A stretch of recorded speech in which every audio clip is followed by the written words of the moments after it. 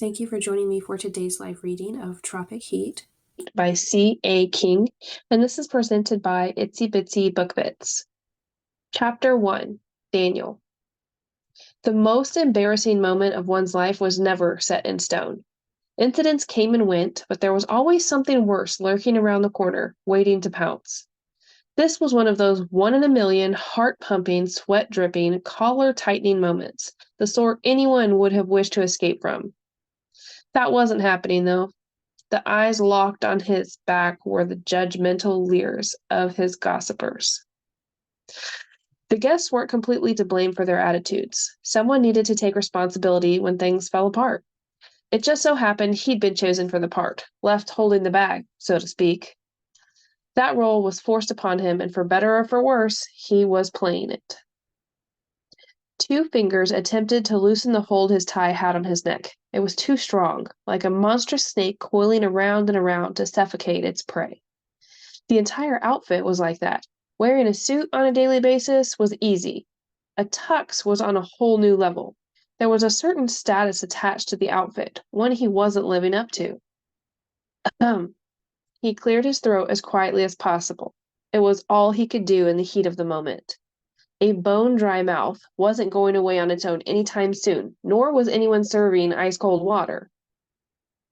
A nervous gaze quickly darted to the gold watch on his wrist. She'd given it to him last Christmas. Now it was doing an excellent job of keeping track of how late she was. At some point, he needed to accept the facts, to throw in the towel. There was no coming back from this fiasco. Well, Joey whispered, rocking back and forth between his heels and toes. 5 more minutes, Daniel replied. Give her 5 more minutes. She could still show up. It probably wasn't the moment for giving the benefit of the doubt. Time was better spent composing himself for the actual announcement yet to come. Okay, tisk. Joey's tongue clicked against the inside of his cheek. Sweat a little more if you want to. It's your funeral, buddy. At least we're in an appropriate place for it, Daniel scoffed. What's a little more heat gonna do?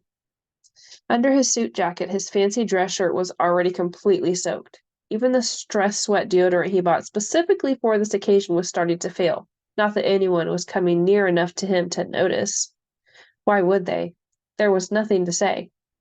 This was more awkward than having a stiffy on a beach full of beautiful girls. Yeah, that actually happened in his first year at college. The end result wasn't a good one either. In fact, he ended up with a broken nose from a jealous boyfriend and several slaps across the face. Lesson learned. Hand imprints weren't just a thing in cartoons. They were very real, even on darker skin tones. The elaborate double doors at the end of the red-carpeted corridor slowly creaked open. A heavenly light bright enough to blind flowed in. Divine intervention? Was he saved? No. The emerging silhouette was more of a plump olive rather than the delicate angel he hoped for. His sister, with her bright red hair, was beelining straight for him, still wearing the ugly chiffon army green bridesmaid's dress Claire picked out. She's nowhere, his sister blurted out, panting heavily from the long trek. Her phone number doesn't work, it's been disconnected, and her apartment is completely empty. Who can do that in one night? No one, was the answer. Everyone around him knew it too. His family, his friends, even the priest presiding over the ceremony. The holier-than-thou man had been fidgeting for some time and had, in the past few minutes, begun exuding a rather intimidating evil gaze. Who knew why? The church was paid already. Whether he married anyone or not was of little concern. Still, the old man ended up being the deciding factor. There was no reason to make him stand there any longer. It was time to throw in the towel. It was time to admit the facts. He'd been jilted, stranded at the altar. That wasn't even the worst of it. His bride, Claire, never planned on showing up in the first place. They'd agreed to split the workload for their wedding day preparation straight down the middle. She sent out invitations for her side, he handled his own. The groom's pews were completely filled, while not a single soul sat on the bride's. The flowers were also noticeably missing. There wasn't even anyone to play music on the organ. Every task she'd agreed to handle simply wasn't completed. 6 months of intense planning, and it was all for naught. The wedding was a sham, a big, fat, fake lie. Why? Ahem. The priest cleared his throat. Daniel inhaled deeply. He'd almost forgotten, lost in a sea of thought. Hands clasping together tightly with a big loud clap, he rectified the situation. It was time to wear the big boy pants. Sorry, everyone, he said with as confident a smile as possible. It appears there won't be a wedding today. While there isn't going to be a celebration, feel free to come to the reception. I'd rather not waste all the food. He offered his hand to the priest, shaking and sliding a tip between the grip. It was the least he could do for the trouble. Gaze averted to the ground, he briskly walked down the aisle, keeping his eyes dry. Several flashes went off. He'd hired the photographer. No pictures mean no payment. Still, it took a special sort of cruelty to document a man's greatest failure. Arms instinctively went up, covering all face shots. After a few drinks, maybe he'd let them capture his pathetic side. He'd ordered the alcohol, so he knew there'd be plenty of that to go around. Hey, Joey called out, breaking out a light jog to catch up. Where are you off to? The dinner, he replied, shrugging. I might as well. At least I already know all my favorite foods will be there. Joey's hand came down hard on his back. That's the spirit. I was wondering. Teeth grated over his bottom lip. About the honeymoon. One brow arched, his head slowly turning, gazes meeting. What? Sure, Joey was the travel agent who booked the trip, but that was a low blow, especially for a friend. I don't have a bride to take with me. I know. Both of Joey's hands rose, taking a defensive position between them. Hear me out, okay? This is a bad time, and I feel for you. I really do. But Joey's head tilted to one side, then back again. But the tickets are non-refundable. Right, he sighed. Of course they were. No one in their right mind considered the possibility of a honeymoon being canceled. Why would they need to purchase insurance? I guess I'll take the loss.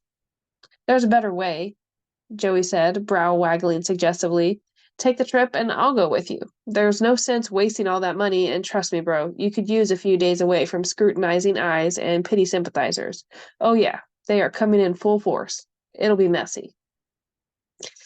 I don't know, he said through gritted teeth. I'm really not feeling it. You know, Flamingo Island is a party resort. I'm not sure I'd be in the mood for fun. Joey tossed an arm over his shoulders. You need this. I mean, the best way to get over one woman is to get under another. Joey nodded with a confident smirk. Get back in that saddle. Show the horse who's boss. Daniel's frown deepened. Was it really that easy? He was about to marry Claire, devoting the rest of his life to her. How was he supposed to simply forget how much he loved her? He glanced over at his best man, acting all smug and knowledgeable. Maybe Joey was right. Blowing off steam wasn't a bad idea, even if the plans weren't inclusive of other women. Besides, if he held out much longer, the cheesier lines like, there are plenty of fish in the sea, let's reel a few in, were bound to start spewing from Joey's mouth. Fine, he conceded with a sigh. Let's go. Yeah, Joey exclaimed with a fist pump. Flamingo Island, here we come. Chapter 2. Daniel. His eyes opened, meeting the snoring face of his best friend, Joey, instead of the beautiful bride who was supposed to be snuggled up beside him.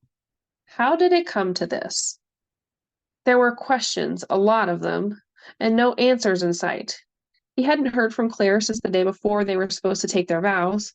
Nobody he knew had. She simply vanished into thin air. Runaway brides existed, but they tended to still have a presence after the fact. This was more than a simple case of cold feet. He slid out of bed. At least Joey was finally getting some sleep. The 2-day cruise had been plagued with motion sickness. It was bad enough his friend was already a travel agent who was afraid of flying. Now the poor guy knew the open seas weren't his thing either. There was still a boat ride from the port to the island after they docked, too. He moved to the balcony, watching the sun slowly wake the ocean from a deep blue slumber. It was a sight to see. The quickly approaching land was equally stunning. Too bad Claire wasn't there to share the sight with him. She would have loved it. Hey, Joey said in a hoarse voice. The guy was on death's door, or at least looked as if he was, complete with sunken eyes and a grain of his skin. What are you doing out here? Watching, he replied. We'll be off this ship in a few hours. He glanced over at his friend. Are you going to make it? Not sure, he answered. I'll let you know when I know. Luckily, Joey survived long enough to walk on land once more, immediately falling to his knees, lips pressing against the paved surface beneath him. Mwah! Sweet land, oh how I have missed you. Get up, Daniel said, lips trying unsuccessfully not to move. Unfortunately, a ventriloquist he was not. His head turned away, one hand gallantly extending to help his friend stand. People are looking at us. They weren't just staring. They were snapping pictures and videos, all the while cooing about it being a public engagement. Within the hour, the scene would be trending on social media. Joey accepted his hand, jumping to his feet as if nothing happened. Smile. One hand slapped hard around his shoulder, squeezing, while the other made a peace sign. What are you doing? Daniel exclaimed, hating the attention. This wasn't how he wanted people to see him after being dumped. People would get the wrong idea, maybe even think he was to blame for Claire running away. Having fun, Joey answered. His nose crinkled. They think we are a couple. So, Joey shrugged, who cares? I certainly don't, and you shouldn't either. People are always going to have their own opinion. It's not as if you can change the way they think. He held up a single finger. That means there's no sense worrying about it. Let them have their senseless point of view. They'll forget all about us soon enough. If there's one thing I've learned in my life, it's that there is always something bigger for people to gossip coming down the pipe. When it does, everyone will forget about yesterday's news in lieu of what might happen tomorrow. Most of the time, Joey was cheesy as heck. Every now and then, however, he came up with some profound statements. Okay, Daniel agreed, but let's get going. If he'd timed things right, there wasn't much leeway for dilly-dallying. The ferry over to the island was making its voyage within the hour, and there was quite a wait for the next one if they missed it. He glanced at his wrist, but it was her face that stared back at him instead of the watch's. Ugh. Joey tossed his bags to the side, lunging to a nearby garbage can. What is this magic? Blech, I'm on dry ground, but I still feel the waves. Ha! Daniel covered his mouth, instantly snapping out of the Claire illusion. He truly felt for his friend, but it was funny to watch. You finally got your sea legs. Sea legs? Joey glanced up for a second before turning away to try heave again. What are those? And when do they go away? Your body is trying to balance, he explained. Your legs became accustomed to the pattern of the waves, and your body made adjustments. Now, back on dry land, you don't need those changes. It feels funny being normal again. The sensation won't stick around long, like the ferry. If we're going to catch it, we have to hustle. More boats, Joey complained. I'm not sure I can take it. It's a short trip to the island, Daniel said. After that, you can fall face first in the sand if you want to. Or a woman's big breasts. A silly grin crossed his lips. What I'd give for an unfortunate accident like that. You have issues, Daniel said, carrying both of their bags. Has anyone ever told you that? All the time, Joey admitted. It wouldn't be a proper day if I didn't offend someone. That's part of my charm. He covered his mouth. At this point, there wasn't anything in his stomach to vomit. It was merely a reflex making him unable to stop heaving. I swear I'm never taking a cruise again. Heard, Daniel smiled. What travel agent couldn't fly or step on a boat? You chose the wrong profession, my friend.